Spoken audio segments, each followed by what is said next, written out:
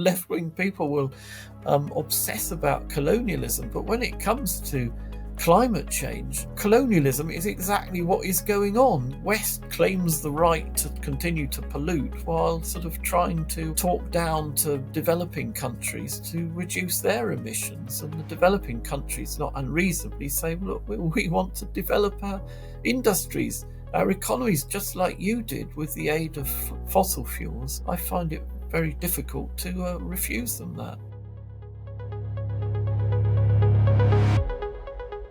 In July 2023, I interviewed 8 experts who claimed that the UK's net zero target was impossible. 2 years later, this blasphemous idea has become so mainstream that even the leader of the Conservative Party has admitted it's true. That's despite her own party making the target legally compulsory. It's an extraordinary change, but the problem is that the law requiring us to reach net zero hasn't been repealed. Net zero is both impossible, and yet we are legally required to reach it. So, where to from here? Here to explain what this contradiction means for you is Ross Clark, author of Not Zero, How an Irrational Target Will Impoverish You, Help China, and Won't Even Save the Planet. Ross, thanks for coming back on. A lot has changed since we talked in 2023, and yet a lot has stayed the same as well. Are things unfolding as you expected? Well, the net zero target is certainly unfolding.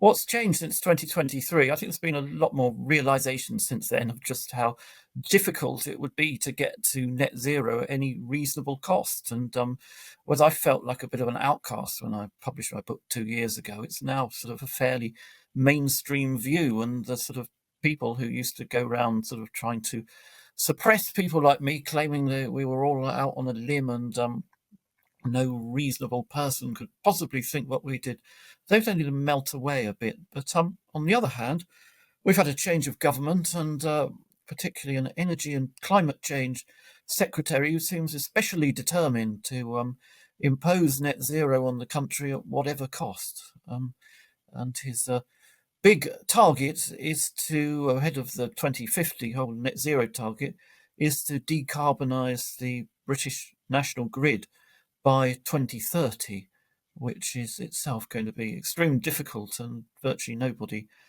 thinks it's possible apart from Ed Miliband and the people he actually pays to tell him what he wants to hear in the in his energy quango. What I find fascinating about this setup, though, is that contradiction in the sense that we're legally required to reach net zero, and what that actually means is crucially important here. While it also being impossibly expensive for various, or I would say impossible just in basic energy terms as well. But take us through that first part, that the idea that we're legally required to live up to net zero, and what that really means in practice.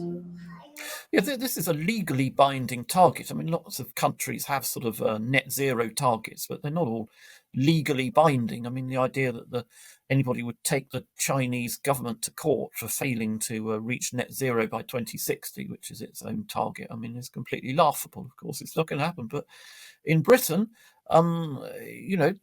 making something legally binding really does matter. And we've already had cases which have reached the High Court. The government was taken to court in 2022 by a bunch of environmental activists who said, look, your plans for reaching net zero are not ambitious enough. They're not consistent with the target itself. Well, I mean, there's a reason the government's plans weren't consistent with the target itself, because it would be horrendously expensive if it had come up with a policy which was actually consistent with the target. But the government lost the case, and it was told to go back to the drawing board and come up with firmer, more ambitious plans to reach net zero by 2050. And it's still quite a distance away, 25 years. But as that target approaches, gets ever closer, then the problems are going to become ever more evident, and it's going to be virtually impossible for any UK government to build any kind of infrastructure if it increases carbon emissions. And we've had another case over the third runway at Heathrow, and the environmental protesters went to court to argue that the third runway is not consistent with net zero again. Well, it's not consistent with net zero, is it? So government lost the case. But in that case, the Supreme Court overturned it on a technicality, really, in that at the time the government made the decision to go ahead with a third runway. This is the former Conservative government. The net zero target wasn't actually in place. So that, they overturned it on a technicality, but that's not going to happen in future. We're going to have more and more of these sort of cases, which are going to make it ever more difficult for government to function. And this is a crucial point. I think up until now, we've sort of been able to fudge the legalities because the target's so far away or because the plans don't need to be detailed enough. But as the time ticks on and we get closer to these targets, we're no longer going to be able to avoid this law that constrains government policy to needing to prove that it's going to be in compliance with net zero, whatever it is that they're planning on doing. Are you expecting court cases to start flowing and the impact of those court cases to start hitting? Or do you think government will realize what they're in for and will be forced to change the law first? No, there will be more and more court cases. I think we'll get sort of quite a lot further down the road before that 2050 target is revised, but it will be revised eventually, if not dropped altogether. But I think, every time a net zero target actually approaches in real life, such as there was going to be a ban on new oil-fired boilers from 2026. Well, that was dropped. The ban on petrol and diesel cars from 2030, that was relaxed, although the present government is thinking of moving it back to 2030.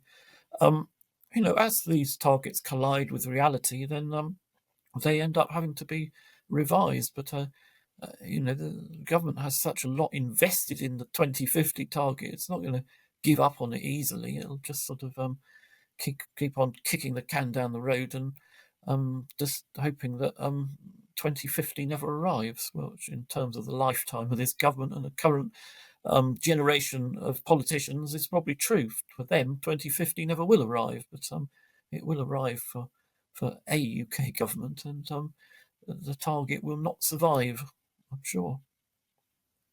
Is that how things unfold in the end, in the sense that things just keep getting pushed back and pushed back and pushed back until they sort of begin to feel irrelevant to modern politics? Does this sort of just fade away, or is there going to be a grand moment, a bit like Kemi Badenoch's statement that net zero is impossible, where the government just admits, well, I don't know what it is they're going to admit, that it wasn't achievable, because I don't understand how they can possibly walk away from it, given, they've made it out to be crucial to save the planet. Yeah. Well, I mean, there's a lot of fudging already going on. If you look at UK carbon emissions for last year, were 4% down on the year before. Well, that sounds like good progress until you actually delve down into the numbers and realise that the single biggest reason why carbon emissions fell in Britain last year was that we imported more of our electricity. And the way this target is structured, it's a purely territorial target. So it only covers emissions which are physically spewed out within Britain itself. So if you operate a coal-fired power station in Britain, where they've all now closed, well, that would count on towards Britain's target. If, on the other hand, you import electricity from a coal-fired power station in Belgium, then that doesn't count on UK emissions. But haven't done the planet any good, obviously, because it just means more emissions somewhere else. But it sort of helps the government try and claim that it's got closer to its target. We've lost our primary steel industry. We've lost a lot of our chemicals industry.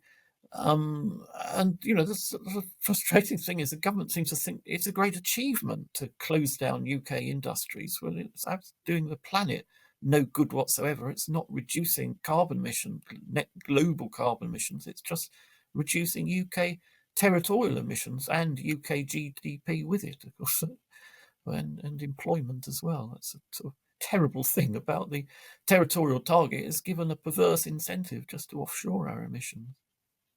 Yeah, and there have been moves to shift that, right? I can't remember what the alternative target, consumption-based emissions, I think it's called. Take us through quickly what...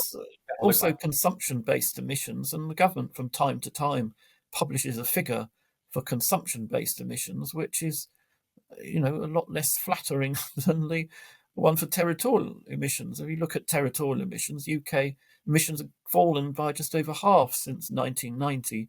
Whereas if you look at consumption-based emissions, they've fallen by about a quarter. Well, there's quite a big difference between those figures, and whereas the first might appear to be consistent with the net zero target, the latter, the consumption-based emissions, is certainly not on target.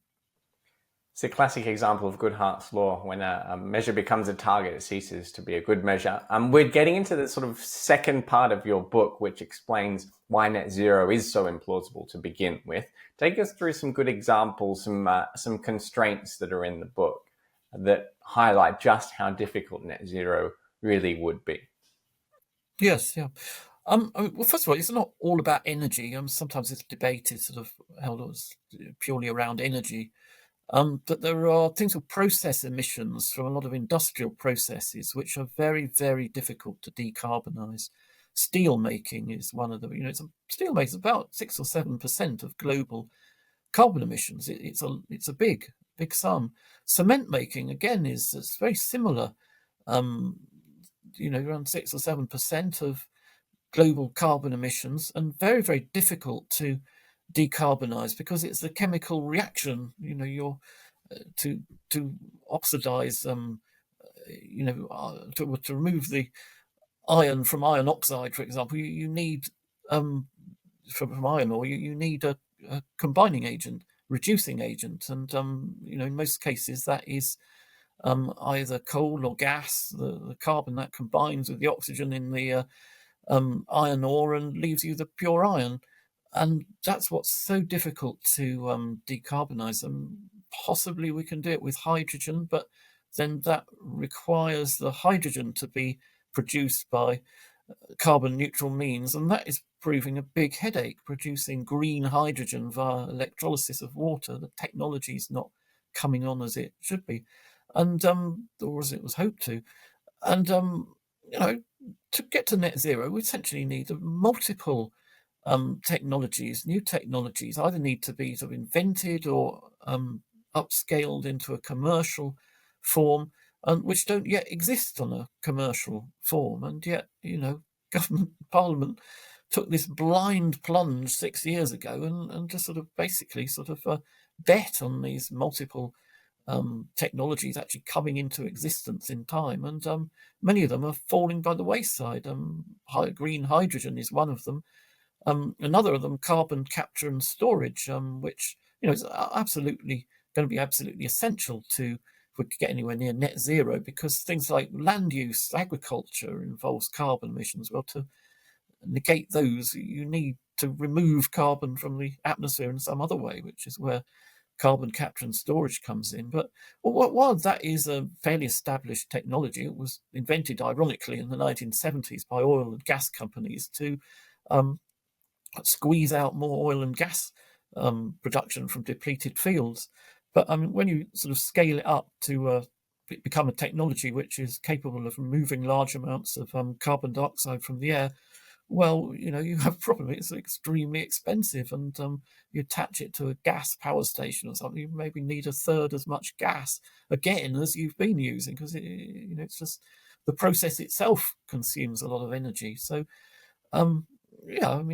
these technologies, you can't just will technologies to come into existence just by setting a target, but that's effectively what the government did. And what he called the chairman of the National Infrastructure Commission likes to make the comparison with President Kennedy's promise to put a man on the moon by the end of the 1960s. Well, he made that promise in 1961, and they landed a man on the moon in 1969. Job done. But Kennedy committed the US government to achieving one particular target outcome. He threw a lot of money at it, but he didn't legally commit the US to land a man on the moon by 1969. A lot of people a few people to remember the promise that was made by NASA in 1968 to put a man on Mars by 1980. Well, of course, that didn't happen. It still hasn't happened. So, is net zero going to be more like landing a man on the moon, or is it going to be more like landing a man on Mars? I'm afraid I think it's going to be very much the latter.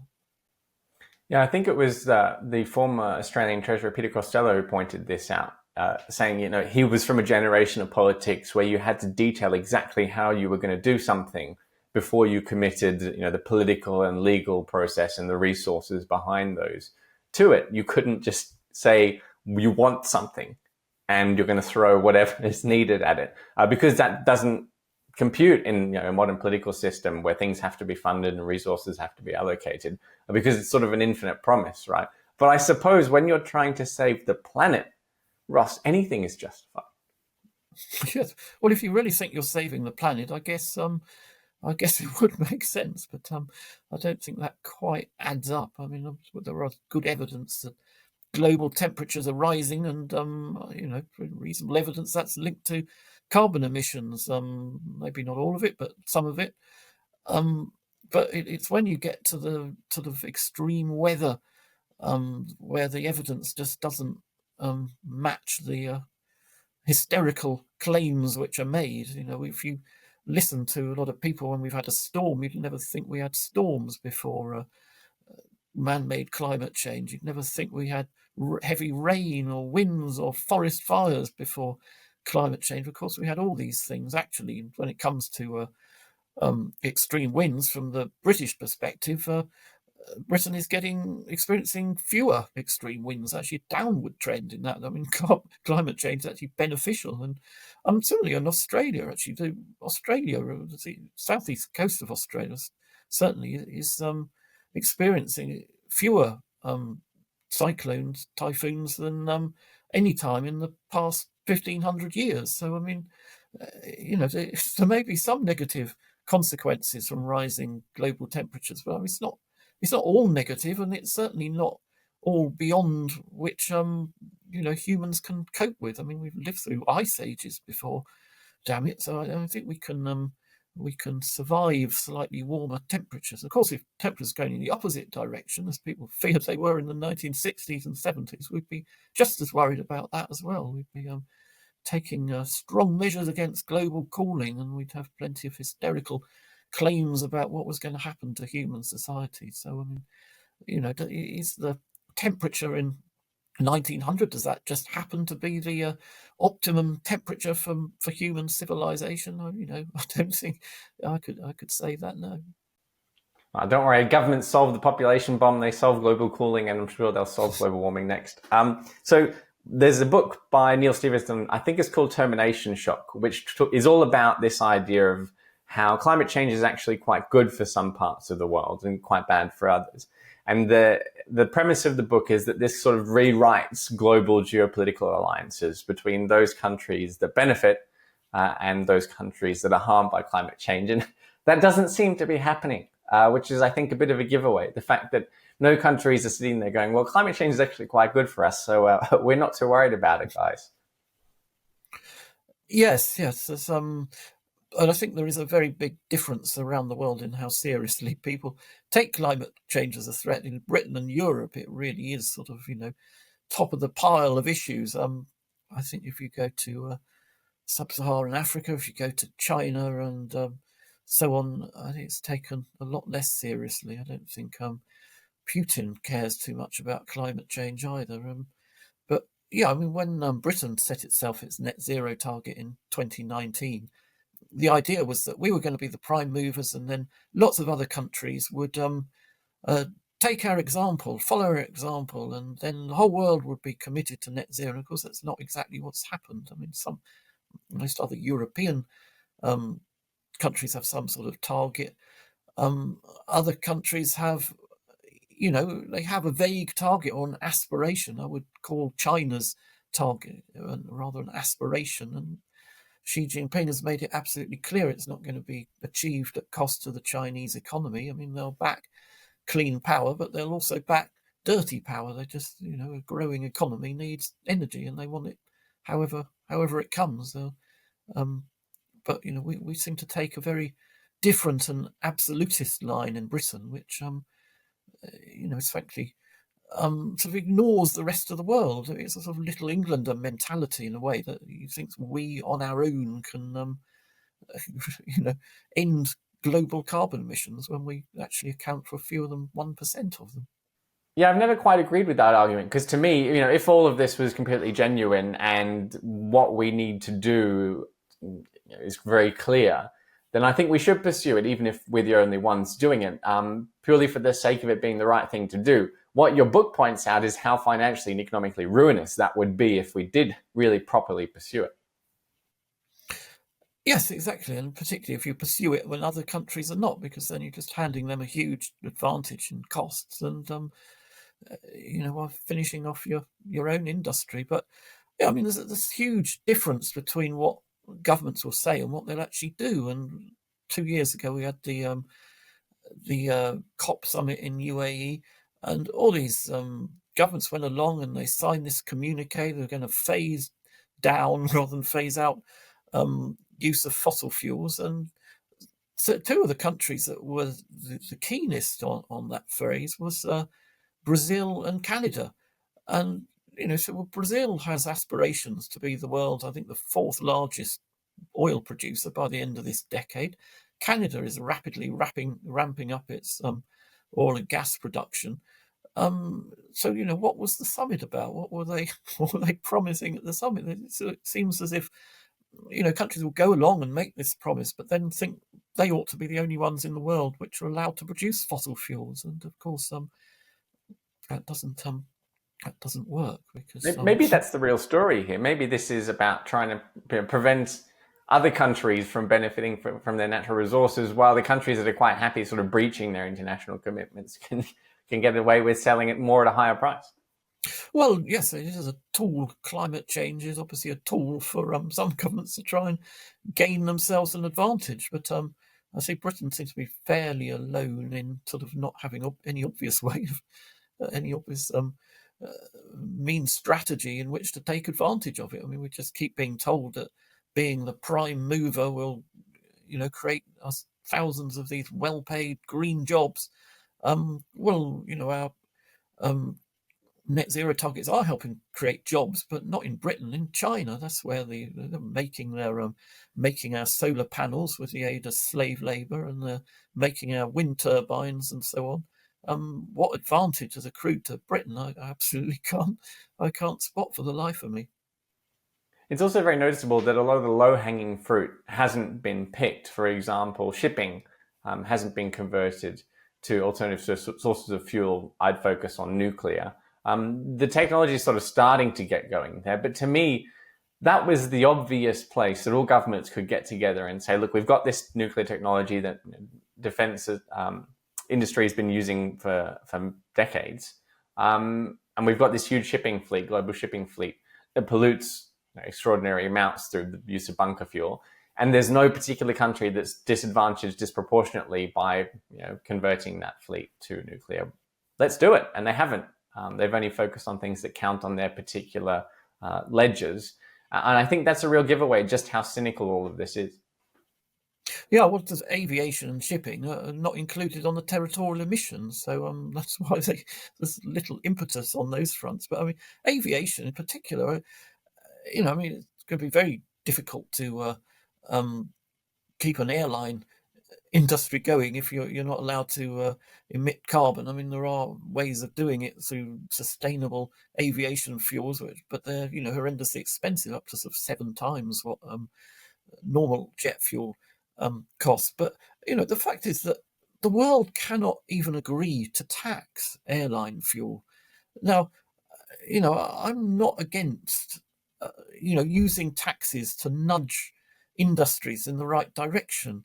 And I just thought a tax on aviation fuel, which just encourages efficiency, encourage more efficient planes while raising a bit of revenue as well, is a complete obvious place to start with reducing carbon emissions.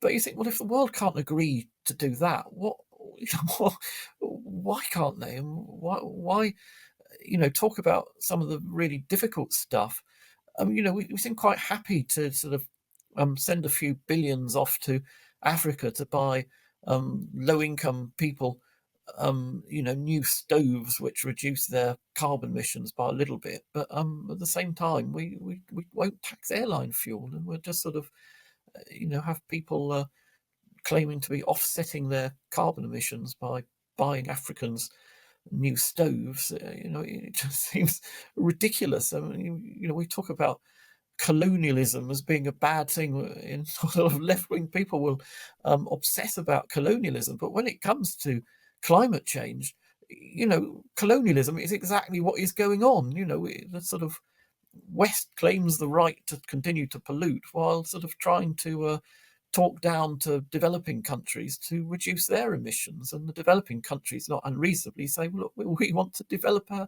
industries, our economies, just like you did with the aid of fossil fuels. And I find it very difficult to refuse them that.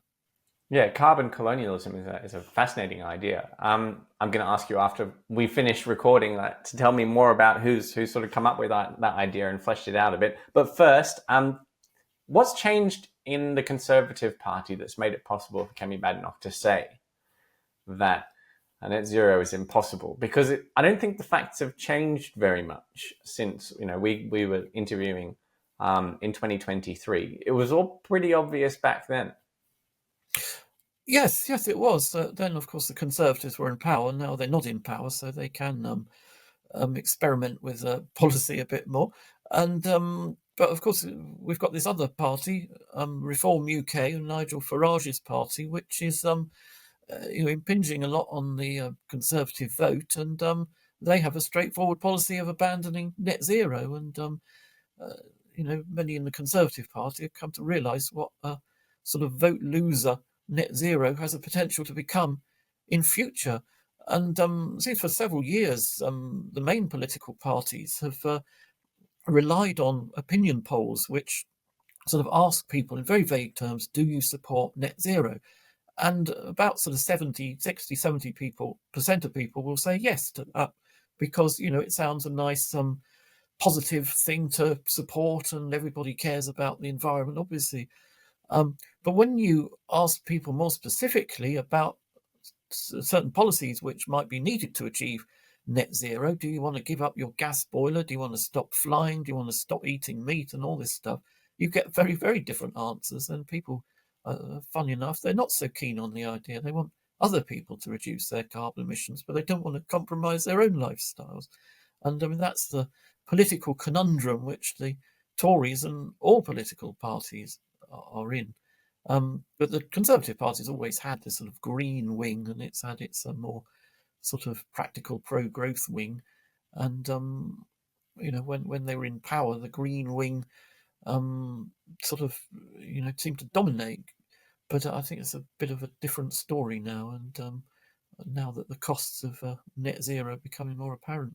The way that you've explained it there really appeals to my way of thinking. There's a quote from H.L. Mencken that democracy is the theory of government, that people know what they want and deserve to get it good and hard. And so it sounds like what you're saying there is that our politicians have given exactly what we want. They've given us this flowery idea of net zero. And then as soon as we realized it was going to be expensive and painful, they've sort of swung back away from it again. So they're really just reflecting the population.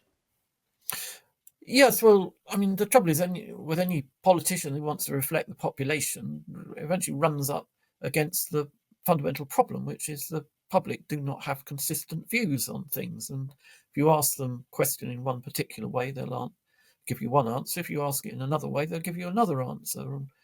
And in some context, they'll believe one thing, and in another context, they'll believe the other. And that's what makes politics so difficult. If public were consistent, politics would be dead easy, wouldn't it? You just look up every opinion poll and you'd base your policy around that. But clearly it doesn't work. And, for the past few years, governments have, think that carbon net zero is a very popular policy. But the closer we get to 2050, the less popular it's going to become. Maybe they've all just read your book, Ross, Not Zero. I'd like to think that, but I'm not quite the only person making these arguments. But maybe Kemi has had it in a Christmas stocking. I'm sure you sent it to her now. Anyway, I really can't imagine how politicians are going to wriggle their way out of this, given that they promised to save the planet. Any twist back from net zero would be an admission that they don't care about the planet or that the science wasn't accurate. Ross, thanks for the update and the preview of how it's going to unfold. And to everyone at home, thanks for watching.